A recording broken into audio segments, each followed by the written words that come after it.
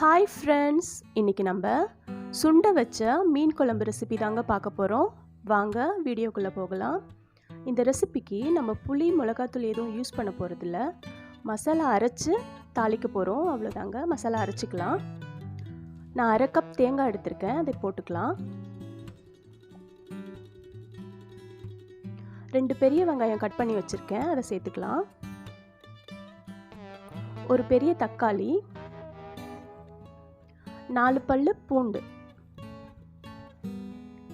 5 காஞ்ச மிளகாய் எடுத்து வச்சுருக்கேங்க, சேர்த்துக்கலாம்.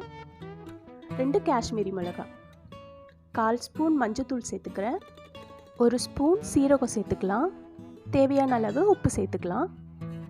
நம்ம இதை நல்லா பேஸ்ட்டாக அரைச்சிட்டு வந்துடலாங்க. நான் தண்ணி சேர்த்து அரைச்சி எடுத்துருக்கேன் பாருங்கள். இப்போ இதை நம்ம தாளித்து எடுத்துக்கலாம். நான் 4 ஸ்பூன் எண்ணெய் சேர்த்துக்கலாம். எண்ணெய் காயட்டும். 1/2 ஸ்பூன் கடுகு சேர்த்துக்கிறேன். இந்த தாளிப்புக்கு நம்ம வெங்காயம் பூண்டு எதுவும் போட தேவையில்ல, வெறும் கருவேப்பிலை மட்டும் போட்டு தாளிச்சா போதும். அவ்வளோதாங்க. நம்ம அரைச்சி வச்ச மசாலா சேர்த்துக்கலாம்.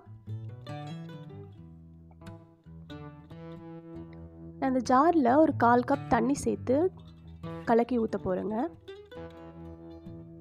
அவ்வளோதான். மசாலா நல்லா கொதிக்கட்டும். மிக்ஸ் பண்ணி விட்டுக்குங்க.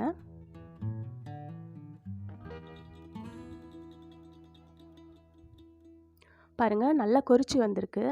இந்த டைம் நம்ம மீன் சேர்த்துக்கலாம்.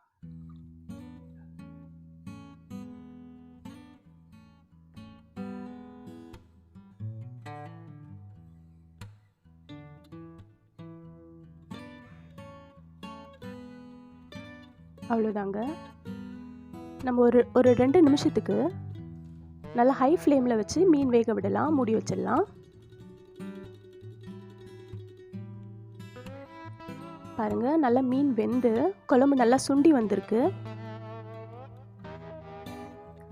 இந்த ஸ்டேஜ்லேயே நம்ம ஆஃப் பண்ணிக்கிறதா இருந்தாலும் பரவாயில்லைங்க, ஆனால் இன்னும் கொஞ்சம் சுண்டணும். பாருங்கள், நல்லா குழம்பு மாதிரி இருக்குது.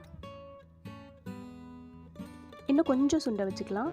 இப்போ நம்ம மூடி போட்டு சிம் பண்ணிக்கலாம் ஸ்டவ்வை ஒரு 2 நிமிஷங்க. பாருங்கள், நல்லா சூப்பராக குழம்பு ரெடி ஆகி வந்திருக்கு. அவ்வளோதாங்க. நம்ம ஸ்டவ்வை ஆஃப் பண்ணிக்கலாம். அவ்வளோதாங்க. ரொம்ப சூப்பரான டேஸ்டான சுண்ட வச்ச மீன் குழம்பு ரெடி ஆயிடுச்சு. இந்த ரெசிபி நீங்களும் வீட்டில் கண்டிப்பாக ட்ரை பண்ணி பாருங்கள். இந்த வீடியோ உங்களுக்கு பிடிச்சிருக்கும்னு நம்புகிறேன். மறக்காமல் நம்ம சேனலை சப்ஸ்கிரைப் பண்ணுங்கள். பெல் ஐக்கான் கிளிக் பண்ணி ஆல் கொடுத்துக்குங்க. தேங்க்யூ.